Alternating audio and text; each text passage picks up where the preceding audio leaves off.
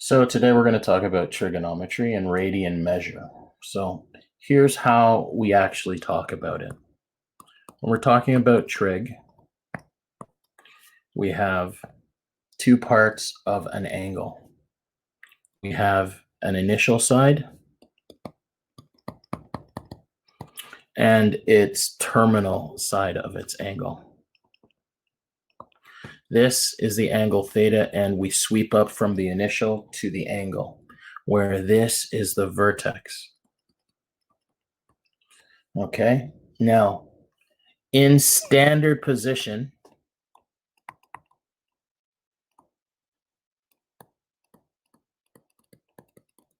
this is what we know.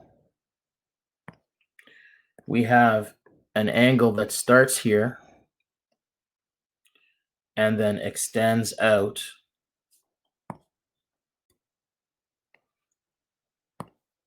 from here to here.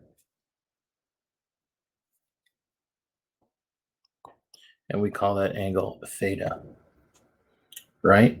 Now, on our x-axis, the initial side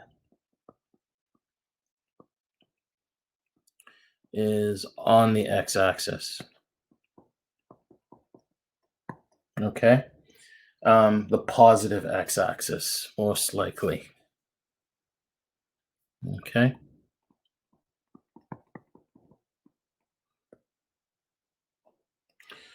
Now, when we measure theta, we measure from the initial x-axis to the positive x-axis, and we call this overall description a standard position.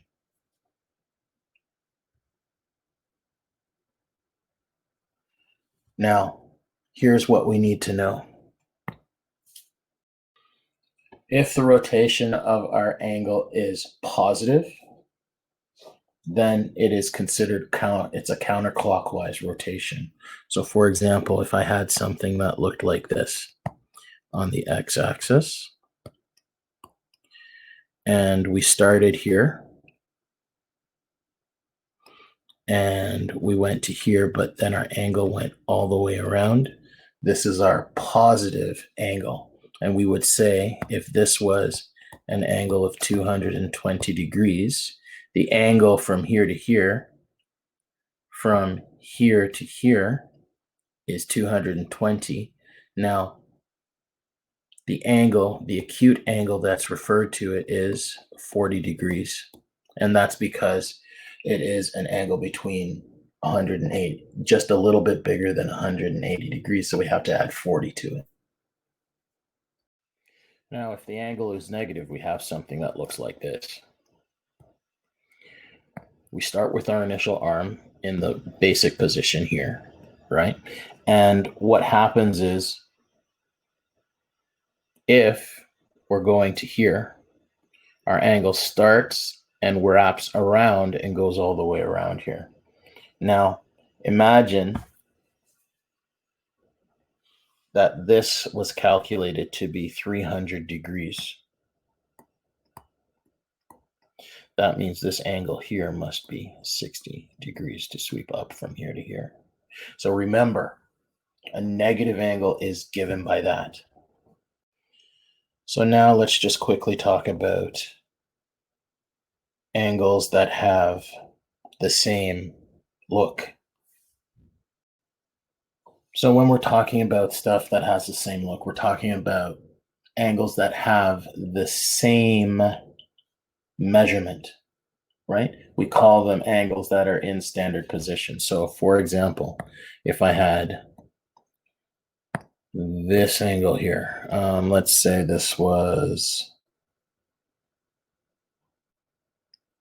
65 degrees.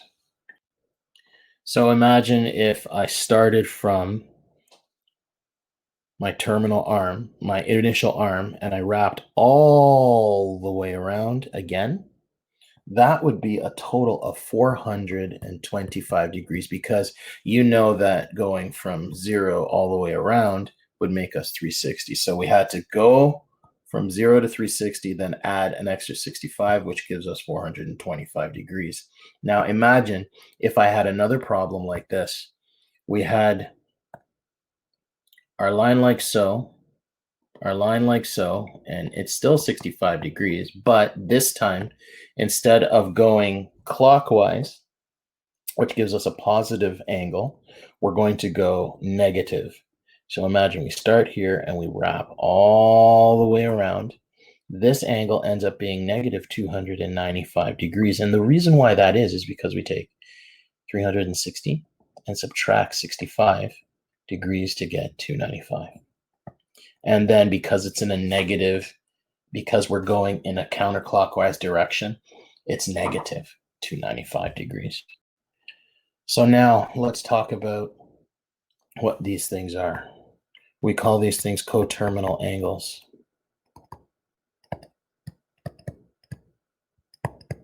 Because they end at the same standard position. And the same standard position is the acute angle of 65 degrees. And these coterminal angles are the following. 65, 425 degrees, and negative 295 degrees. These are all coterminal angles. So imagine if I had a circle that looks like this, okay? And I have my center, and I stretch it out, and I'm going to highlight something in red for you. So this thing that's in red we call the arc.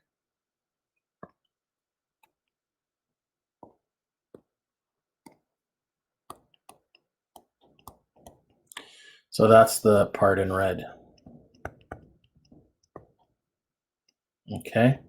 Now, the highlighted part, which is the wedge of the circle, is called the sector.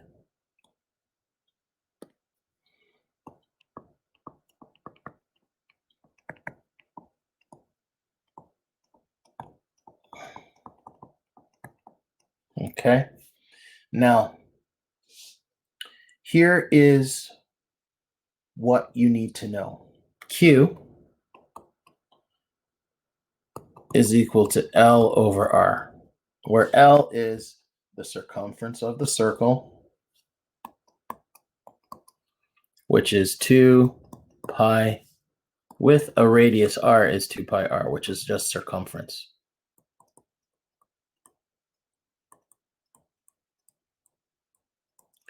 Of the circle, and then we divide by R. So here's what you know. This Q value is L over R. So the Q, we're going to call this the angle in radians.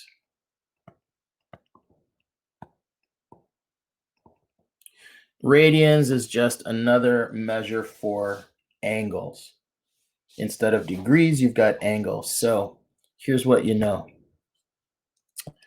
If the circumference of a circle, which is C, which is 2 pi times R, that means Q, which are our angles in radians, is 2 pi divided by R, right?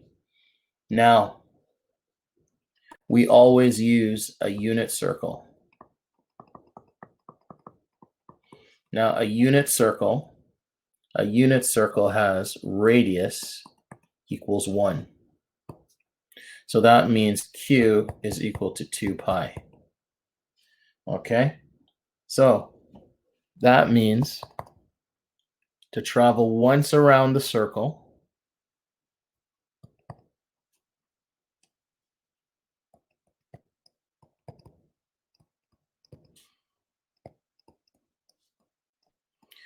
around a circle in radians is actually 360 degrees. Now, let's continue with this discussion and make some links to what we know from before. So 2 pi radians oh boy, let's call them 2 pi radians, is equal to, well, think about it. If we went around a circle, it really takes 360 degrees. So that means if we divide both sides of this problem by 2, we end up with the following. Pi is equal to pi radians is equal to exactly 180 degrees. So we can technically use ratios to find angles in radians and from radians to angles. Now let's move on to the area of a sector. And we're going to always do these computations in radians. So think of it this way. The area of a sector is equal to the ratio of how many degrees, a percentage of how many degrees we've actually gone around the circle. In other words, the radian number divided by 2 pi, which is 360, and then timesing it by the area of the circle that we're looking for.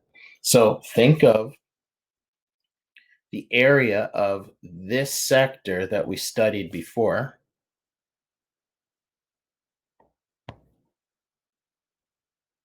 Up here.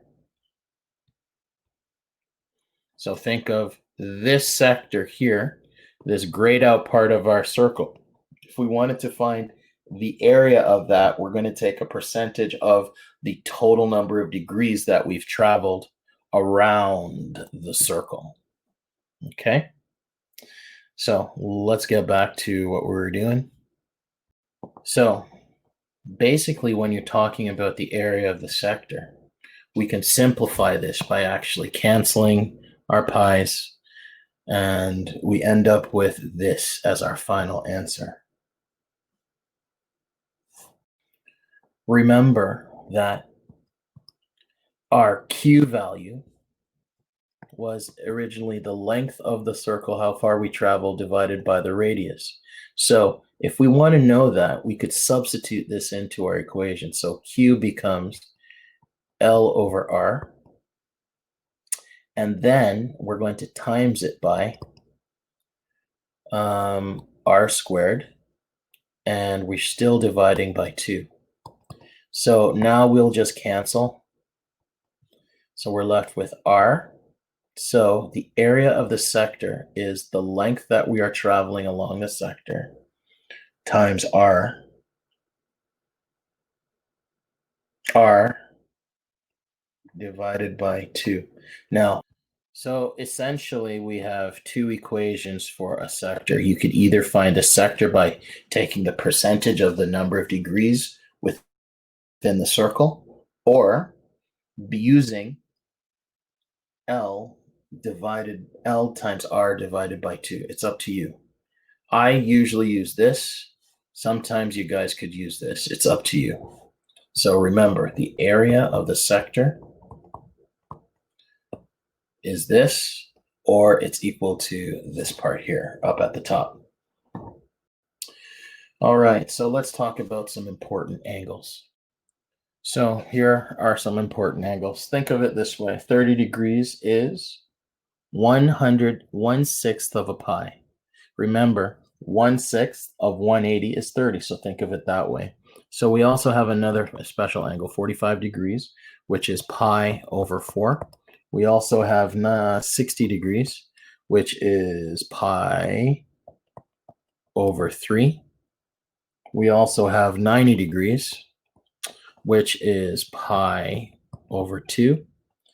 We have 135 degrees, which is 3 pi over 4. We also have 180, which is pi degrees. We also have,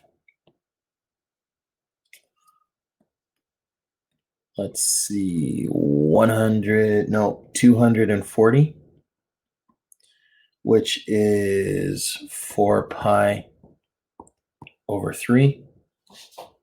And finally, 360 degrees, which is 2 pi radians.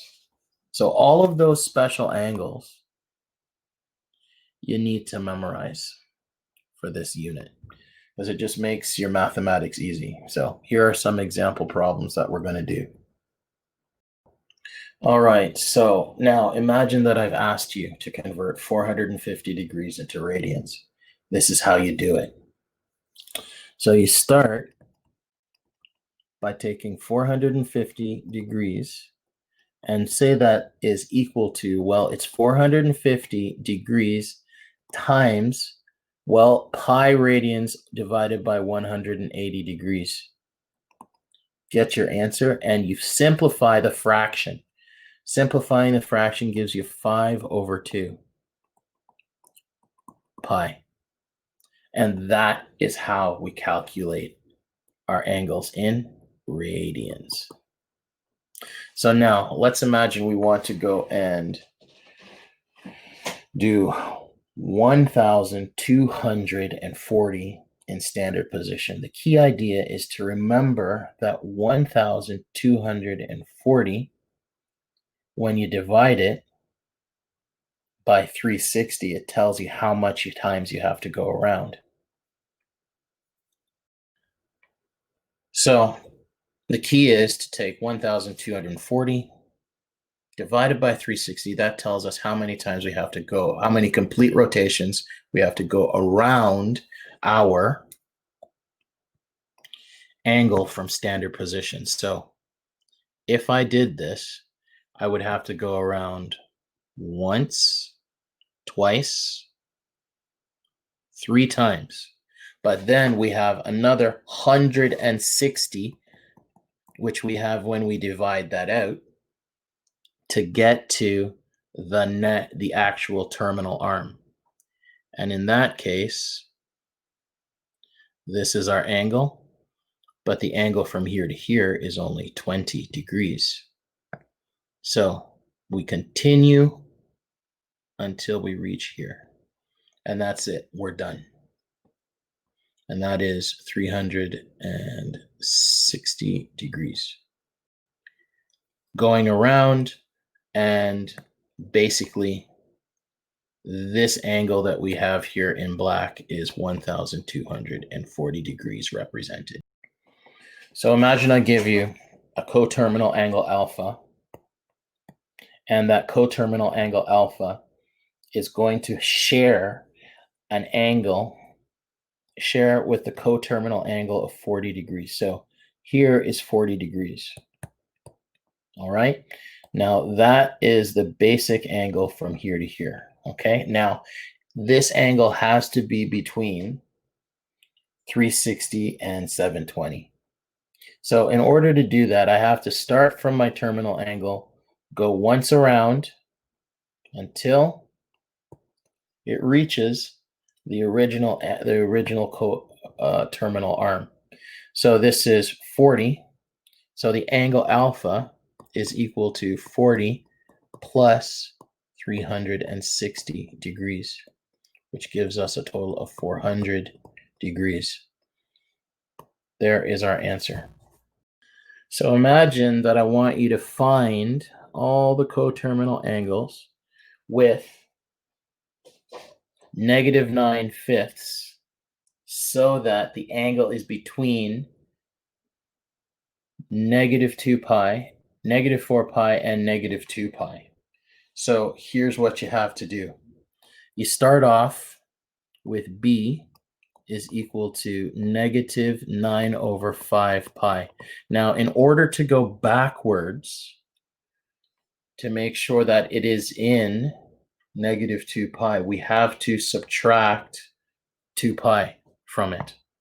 So we have to subtract, think of it as 360 degrees. So now this ends up being -9/5 pi minus 10 pi over 5.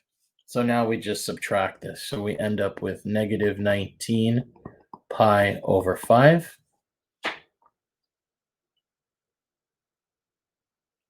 And there's our answer.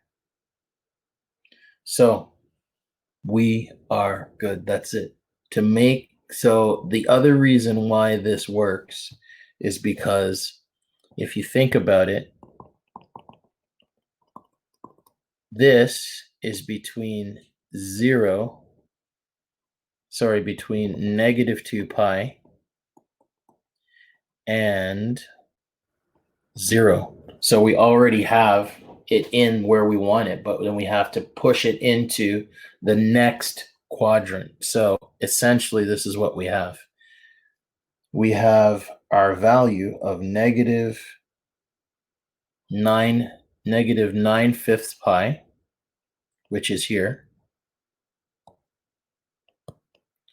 So this is negative 9/5 pi. Okay, and then what happens is we need to go around one more time. So we go from here to here. Then we have to go backwards one more time to get to here. So you could either do it visually, or you could do it by hand, or you could do it by mathematics.